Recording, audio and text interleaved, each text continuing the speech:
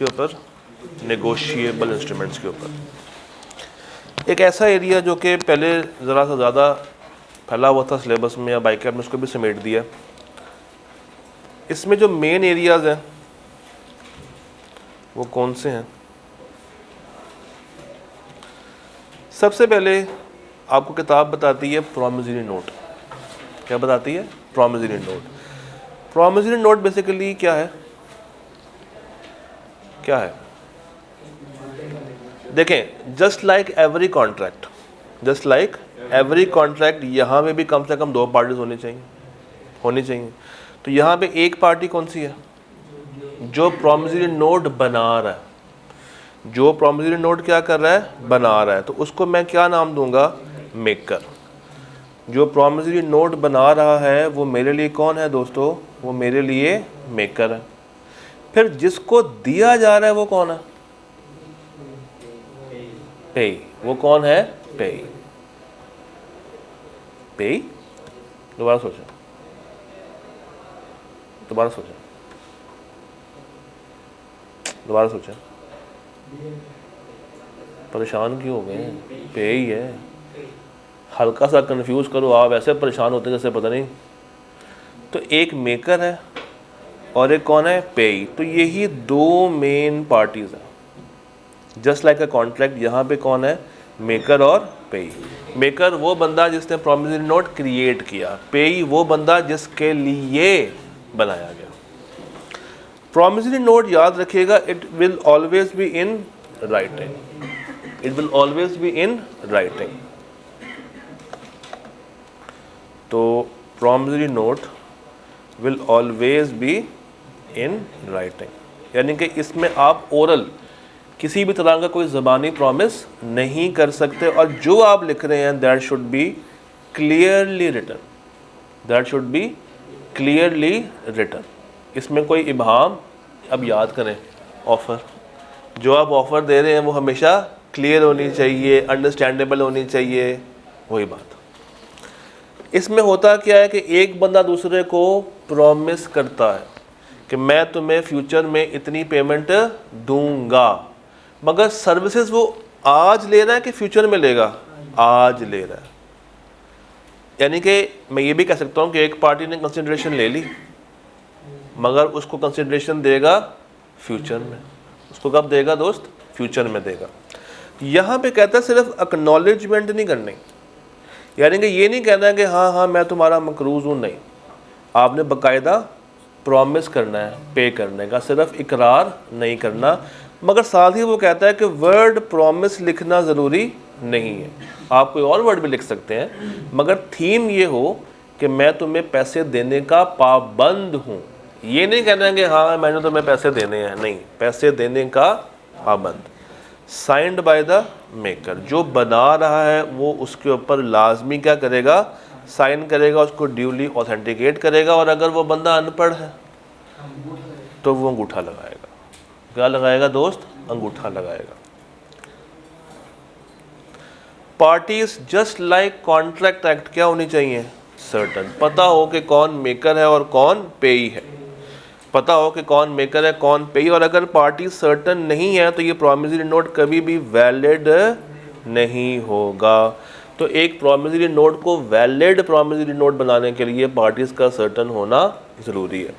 फिर it should B definite and unconditional. याद करें फिर से ऑफर की डेफिनेशन। डेफिनेट होना चाहिए, अनकंडीशनल होना चाहिए, और आपने बताना है कि कब पैसे पे करेंगे, किस प्लेस पे करेंगे, किस टाइम पे करेंगे। और अगर कोई इवेंट के ऊपर कंटिंजेंट करना है तो वो इवेंट बता दें। टेक्निकली क्या हो रहा है? चैप्टर नंबर 5 वाली बात आ रही है और चैप्टर नंबर 6 वाली बात आ रही है। 6 नहीं, सॉरी 7 वाली बात आ रही है कि कब पे करना है, कैसे पे करना है। क्या आप इसको कंटिंजेंट कर सकते हैं एक ऐसे इवेंट के ऊपर जो कि इम्पॉसिबल हो? नहीं कर सकते, और अगर कर दिए तो वो वैलिड नहीं होगा। सर, जो आपने पैसे पे करने हैं वो लीगल टेंडर होना चाहिए, उस मुल्क की करेंसी होनी चाहिए। और अगर आप प्रॉमिसरी नोट या कोई भी और इंस्ट्रूमेंट बना रहे हैं किसी दूसरी करेंसी में, तो उसको आज क्या करवा देना चाहिए? फिर कन्वर्ट करवा देना चाहिए। आपने अ promise to pay a certain amount of foreign और to deliver a certain quantity of good is not a promissory note. अच्छा, ये नहीं करना कि पैसे भी दूंगा और सामान भी दूंगा। जब आप पैसे और सामान को मिक्स कर देते हैं तो वो वैलिड टेंडर नहीं है, क्योंकि अब बार्टर तो होता नहीं है। ये बार्टर क्या होता था? सामान के बदले सामान। तो अब चूँकि बार्टर सिस्टम नहीं है तो आपने हमेशा क्या पे करना दूसरे को? पैसे पे करने हैं, कैश पे करना है। और वो अमाउंट भी क्या होनी चाहिए? सर्टन होनी चाहिए। ये नहीं होना चाहिए कि दिल करेगा तो इतने पैसे, दिल करेगा तो उतने पैसे। ये वाला मजाक नहीं करना, फिक्स अमाउंट। हाँ, कुछ केसेस में वो कहता है कि आप इन फैक्टर्स को भी देख सकते हैं। नंबर 1, अगर कोई इंटरेस्ट है, आपने पैसे पे करने हैं इंटरेस्ट के साथ, तो वो इंटरेस्ट की एक्चुअल अमाउंट बता दें। नहीं बता सकते तो क्या बता दें? उसका रेट बता दें जो आपने फिक्स किया हुआ है। अगर आपने उसको कन्वर्ट करना है और आज पॉसिबल नहीं है कि कितने पैसे कन्वर्ट करने के बाद मिलेंगे, तो आज का क्या बता दें? करंट एक्सचेंज रेट बता दें। जब इंस्टॉलमेंट्स में पे करना है तो अगर एक इंस्टॉलमेंट आपने देते हुए डिफ़ॉल्ट कर दिया, उसी वक्त सारा का सारा लोन क्या हो जाएगा? ड्यू हो जाएगा। उसी वक्त सारा का सारा जो भी अनपेड पैसा है वो क्या हो जाएगा? ड्यू हो जाएगा। It is just like bank loan. आप बैंक के पास जाएं, बैंक से पैसे लेके आएँ, बैंक को आपने किस्त अदा नहीं की, नेक्स्ट डे बैंक क्या कहता है? सारे पैसे दो, अब मुझे तुम पे ट्रस्ट नहीं है। और कभी कभी आप इसको जोड़ देते हैं विद प्रॉफिट और लॉस, तो ये भी काबिल कबूल। अब ऐसे में होता ये है कि कभी कभी आपसे ICAP कहता है कि मुझे ये प्रॉमिसरी नोट बना के दो। वो आपको सिनेरियो देता है, उस सिनेरियो के कहता है कि भाई समझो कि इसमें कौन सा इंस्ट्रूमेंट यूज़ हो रहा है और जो समझे हो वो बना दो। कभी ये सवाल होता है कि समझ के मुझे क्या बता दो उसके एसेंशियल्स। कभी कहता है समझे हो, अब मुझे क्या कर दो? वो डिफाइन कर दो। तो जब आपको एसेंशियल्स आते होंगे किसके? प्रॉमिसरी नोट के, तो इसकी डेफिनेशन को डिफाइन करना इतना मुश्किल नहीं है।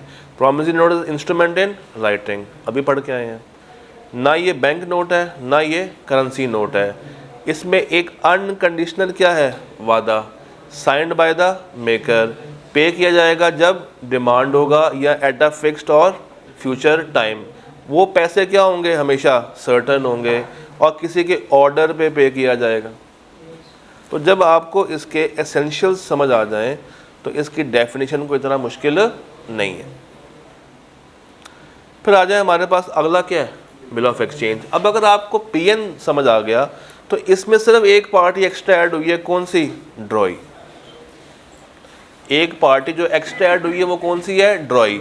मेकर का नाम बदल के क्या हो जाएगा? ड्रॉ। तो अब उसमें थी 2 पार्टीज, इसमें है 3 पार्टीज। टेक्निकली इसमें है मिस्टर A, मिस्टर B और मिस्टर B का C, यानी कि मिस्टर B का एजेंट।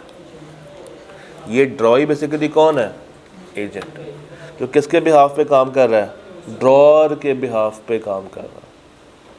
ड्रॉर के बिहाफ पे काम कर रहा है कि ड्रॉर कह रहा है कि पैसे लेने होंगे मेरे पास ना आना, किसके पास जाना? ड्रॉई के पास जाना। तो इसके केस में भी सेम है, it should be in writing.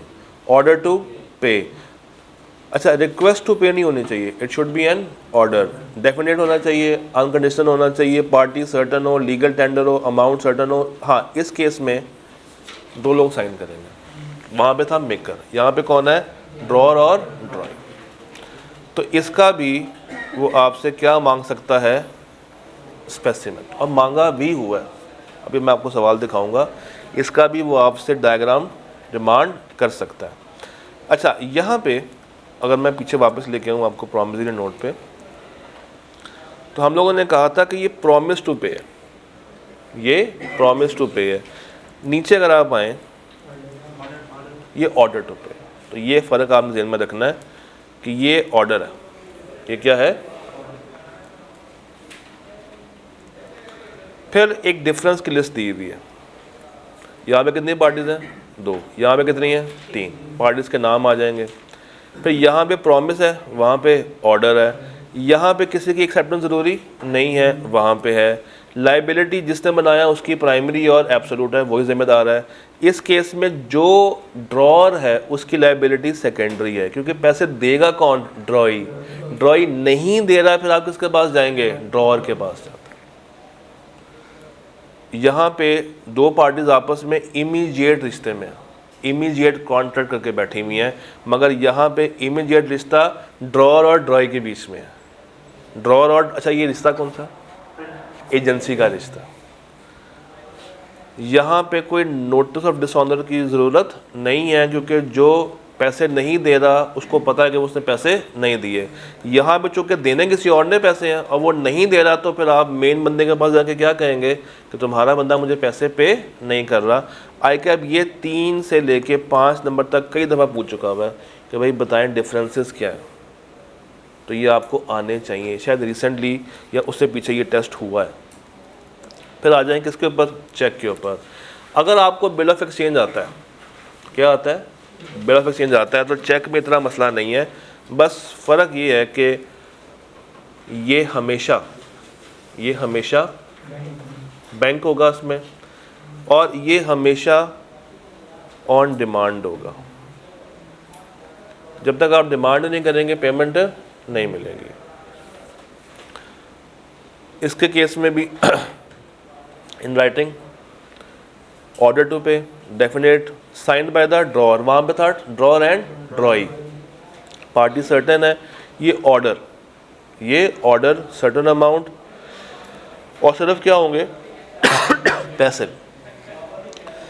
जो आपका ड्रॉई है वो हमेशा क्या होगा? एक स्पेसिफाइड बैंकर, और it is always payable on demand. फिर इसमें difference between cheque and BOE एक दफ़ा पढ़ा जा सकता है। जब आपको समझ आ जाए कि तीनों इंस्ट्रूमेंट्स कौन कौन से हैं, फिर आपको इसके ओवरऑल फीचर्स याद करने में मसला नहीं आता। ये वाली बातें रीड ओनली है कि कब पैदा हुआ, कब ये एक्ट बना, सेक्शन कौन सा है, इसको पढ़ के मुस्कुरा के साइड पर कर देना, ये एग्जामिनेबल नहीं है। अब ये होते क्या हैं? 3 तरह से होते हैं, promissory note, bill of exchange और चेक। डिलीवरी किसे कहते हैं?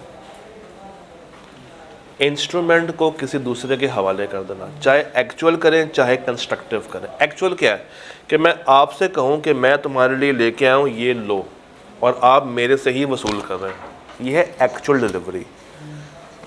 कंस्ट्रक्टिव क्या है? ये पेन यहाँ पे पड़ा हुआ है, जाते हुए ले जाना, और मैं ये पेन छोड़ कर चला गया हूँ, आपके सपोर्ट कर गया हूँ। अब अगर आपने उठा लिया तो आपका, नहीं उठाया तो भी आपका। क्यों? क्योंकि मैंने रख के अपनी जिम्मेदारी पूरी कर दी थी, आपको बता दिया था, इन्फॉर्म कर दिया था कि भाई मैं ये रख के जा रहा हूँ। अब अगर आपसे मिस हो गया है तो ये किसकी गलती मानी जाएगी? मेरी या आपकी? आपकी गलती मानी जाएगी। फिर अगर मैं इसके ओवरऑल फीचर्स की बात करूँ तो ये नॉर्मली क्या होता है? पेबल टू ऑर्डर, जिसके नाम का बना होगा उसको पे करना। पे ए को पे करो, पे ए, और ऑर्डर ऑफ ए को, या ए के कहने पे किसी और को। फिर ये पेबल टू बियरर भी होता है, जिसके हाथ में अगर नाम नहीं लिखा हुआ, ओपन चेक है या ओपन इंस्ट्रूमेंट है, तो जिसके भी हाथ में होगा या जिसके ऊपर क्या की गई होगी? लास्ट एंडोर्समेंट की होगी, उसको आप पे कर सकते हैं, इसको आप बड़ी आसानी से ट्रांसफ़र कर सकते हैं from one person to another. क्या करना है? एंडोर्समेंट करनी है, पीछे साइन कर देना, अगले बंदे का नाम लिख देना, ट्रांसफ़र हो जाएगा। Title of holder in due course, ये क्या होता है?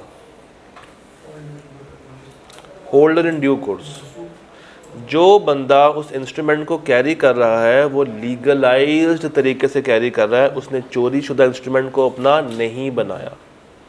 लॉ कहता है कि ये फ्री फ्रॉम ऑल डिफेक्ट्स है, इसके ऊपर किसी भी किस्म का कोई डिफेक्ट नहीं है, कोई इसके पीछे चोरी का इल्ज़ाम नहीं है। तो ये क्या कहलाएगा? Holder in due course. In other words I can say नेक नियति से हासिल करदा इंस्ट्रूमेंट, ऐसा इंस्ट्रूमेंट जो कि हासिल किया है नेक नियति से।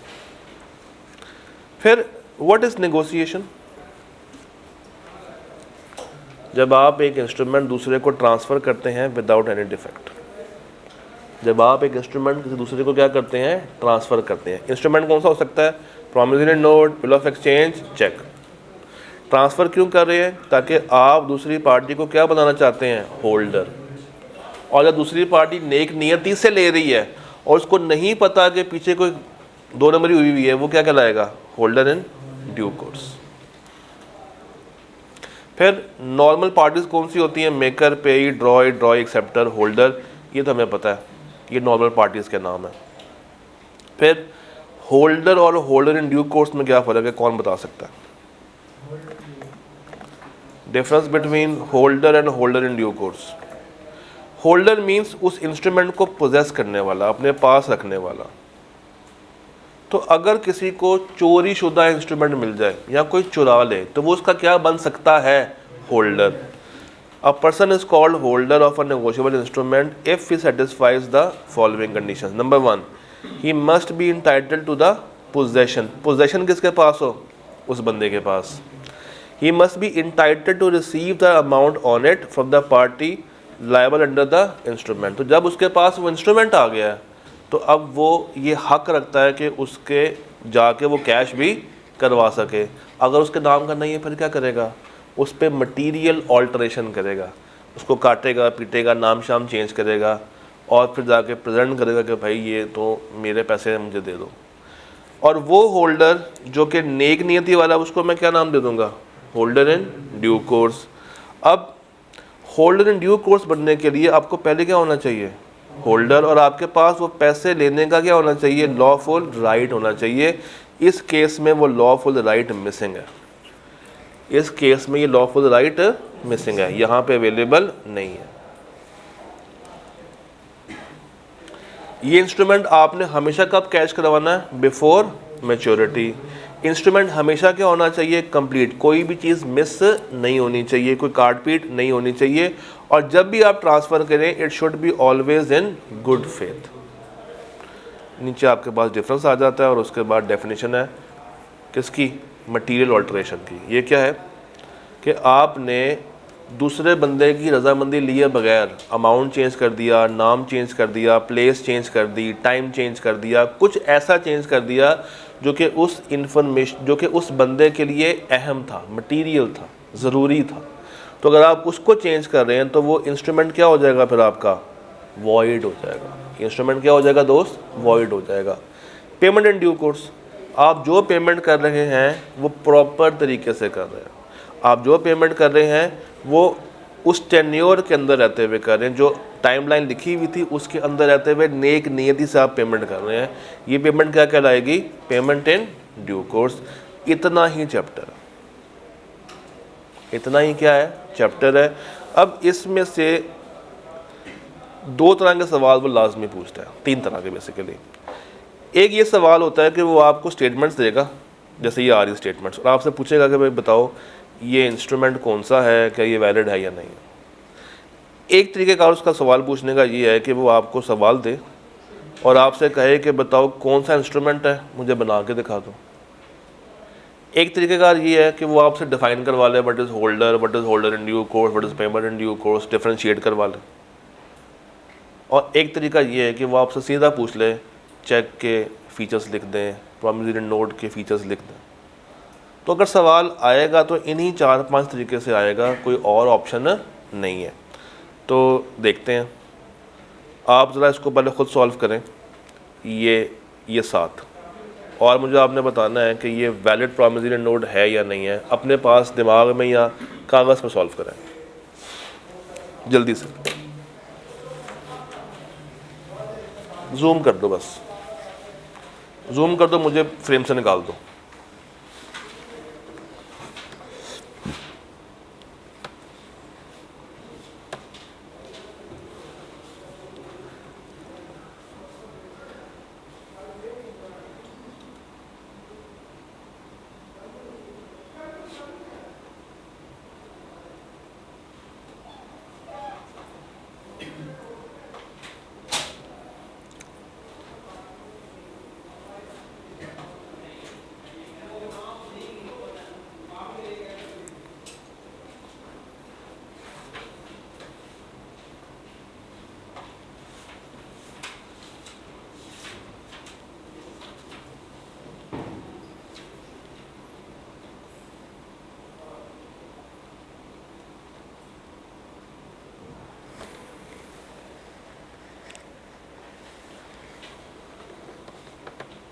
आपके पास 3 मिनट ही है, तो जल्दी कीजिएगा, टाइम शॉर्ट है।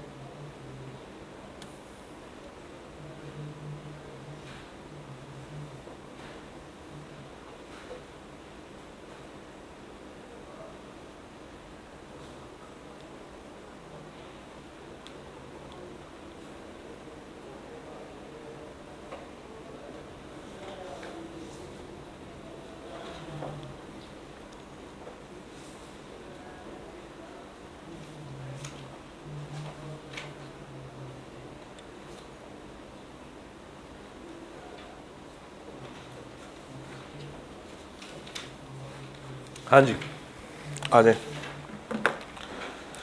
आई प्रॉमिस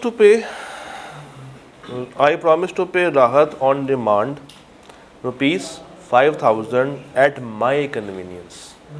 माई कन्वीनियंस इसका मतलब है कि ये वैलिड नहीं है, सर्टनिटी गायब है। On demand I promise to pay Sonu or order 5,000 for the value received, ये ठीक है, ये ओके। आई प्रॉमिस टू पे आदिल और order ₹5,000 and shares, valid tender नहीं है। आई प्रॉमिस टू पे माही और order with interest calculated at quarterly, हमने कहा था जब इंटरेस्ट हो या अमाउंट बताओ या परसेंटेज बताओ, दोनों में से कुछ बताया नहीं, तो ये वैलिड नहीं है। आई प्रॉमिस टू पे यू और योर सक्सेसर, नहीं, पार्टी सर्टन नहीं है, सक्सेसर तो कोई भी हो सकता है। हाँ, अगर ये लिखा होता है प्रॉमिस टू पे यू और योर ऑर्डर, फिर ठीक था, तुम्हारे कहने पे किसी और को। आई प्रॉमिस टू पे रफ़ी और ऑर्डर ₹10,000 7 days आफ्टर सालिक्स डेथ, ये सही है, ये सही है, क्योंकि मौत बरहक है, तो मौत तो सबको आनी है ना, तो जब भी डेथ होगी उसके 7 दिन। हाँ, तो जब भी मरेगा, अब जैसे रमज़ान आ जाए तो मैं पैसे दे दूंगा, अब रमज़ान किस तारीख को शुरू हो रहे हैं, क्या वो आज सर्टन है? नहीं, मगर रमज़ान आएंगे ये सर्टन है, तो ये चक्कर। आई एम लाइबल टू पे अहमद, सिर्फ लाइबिलिटी को इकरार करना नहीं, उसको प्रॉमिस करना। चलें अब ये ट्राई करें। आपने इसमें 2 काम करने हैं, पहले आपने बताना है कि ये कौन सा बिल है, कौन सा प्रॉमिसरी नोट है, फिर आपने बताना है कि वो वैलिड है या नहीं है। आपके पास 2 मिनट है, ट्राई करें।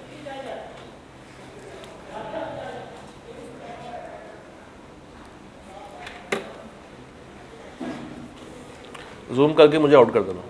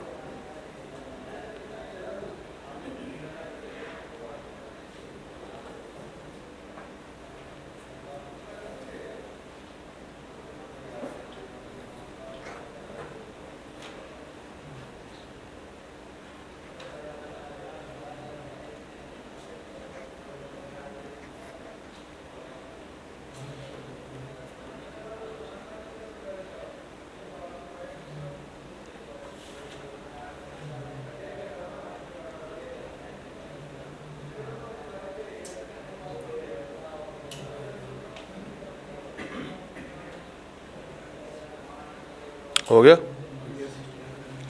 हाँ जी। Numan please pay to Mehreen. पहले बताइए बिल है कि प्रॉमिसरी नोट है? बिल है। बिल कैसे हो गया? नुमान से कहा जा रहा है कि पे करो, तो ये बिल है, यानी कि कोई तीसरा भी होगा। वैलिड है कि नहीं? क्यों? यही गलती करते हैं आप लोग। मुझे पानी का गिलास पिला दो प्लीज़। पानी का गिलास पिलाओ। कि दोनों केसेस में आप उसको ऑर्डर ही पास कर रहे हैं। टोन का फ़र्क है, बी पोलाइट टोन। ये रिक्वेस्ट क्या है आपको यहीं पे दिखाता हूँ। हाँ, हाईली ऑब्लाइज्ड, ये रिक्वेस्ट है कि मैं तुम्हारा बहुत शुक्रगुजार होऊंगा कि तुम मेरे लिए अगर ये काम कर दो तो प्लीज़ का हरगिज़ मतलब ये नहीं है कि ये ऑर्डर नहीं है। तो पहला वाला क्या है? Valid bill of exchange. Second क्या है? यहाँ पे ऑर्डर नहीं है, तो ये वैलिड नहीं है। I acknowledge myself to be indebted to Numan to be paid on demand for value received. ये क्या कर रहा है? एक्नॉलेज कर रहा है, सिर्फ उसको इकरार कर रहा है, मगर पे करने के लिए कोई भी प्रॉमिस नहीं कर रहा। तो ये तो ठीक नहीं है। आई प्रॉमिस टू पे मेहरीन और ऑर्डर कब? 6 दिन के बाद। तो ये वैलिड है, ये वैलिड है। आई प्रॉमिस टू पे मेहरीन और order ₹1,06,000 days after Numan's death. ये ओके? हाँ,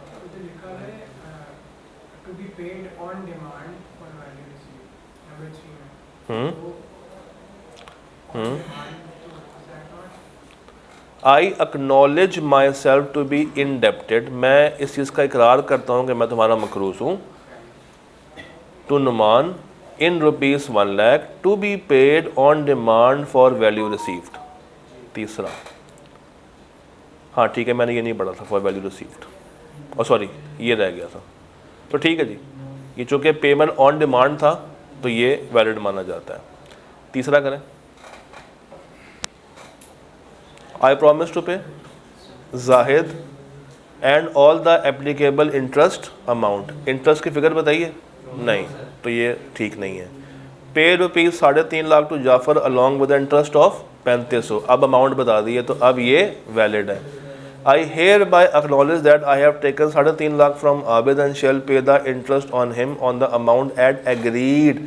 अब चूँकि वो एग्रीड की बात कर रहा है, जो उनके बीच में तय हो चुका होगा, तो ये तो एक्सेप्ट नहीं किया जाएगा। क्यों? परसेंटेज उसने एग्जैक्ट यहाँ पे लिखी नहीं। चौथा खुद करें।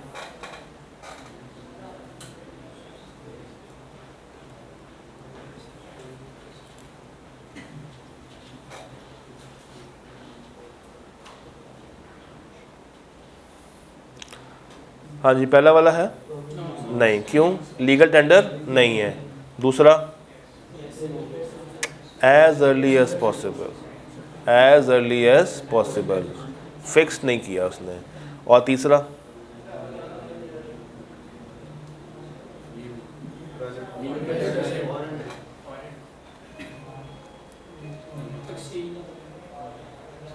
यूएसटी से मसला है। हमारा लीगल टेंडर क्या होता है? पीकेआर। तो it is not a valid note because promise to pay must not be in. और अगर करनी है तो फिर साथ क्या बताएं? उसका करंट एक्सचेंज रेट बताएं। इसी तरह ये सवाल पढ़े ज़रा, ये सवाल पढ़े मुजाहिद वाला।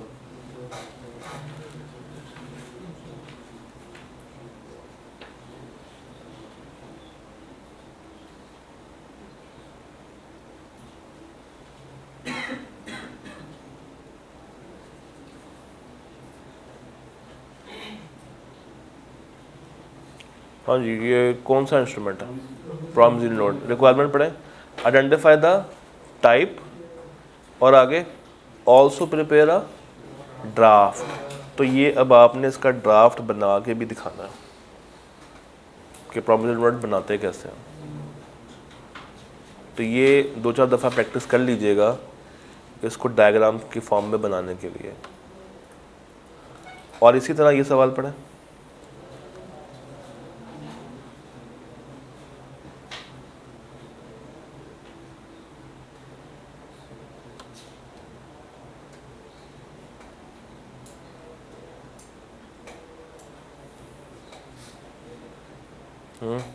क्या ये प्रॉमिसरी है कि बिल ऑफ एक्सचेंज है? तो इसको भी बनाना आना चाहिए, ये भी आपको ड्रॉ करना आना चाहिए।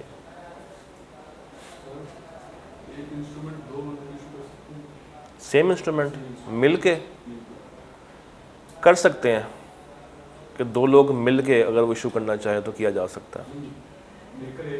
मेकर एक है, 2 बंदों को दिया जा रहा है। एक सेकंड पीछे आते हैं ज़रा।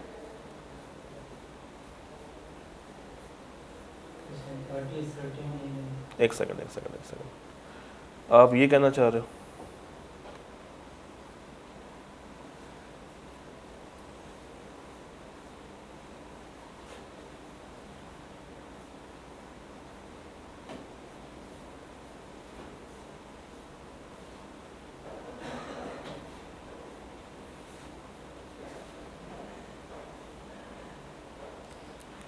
इसको पढ़ो ज़रा।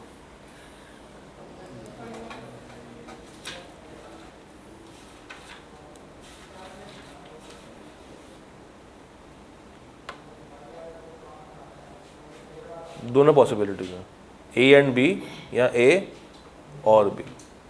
डन, ठीक है जी। 5 मिनट की ब्रेक करते हैं, उसके बाद चैप्टर 4।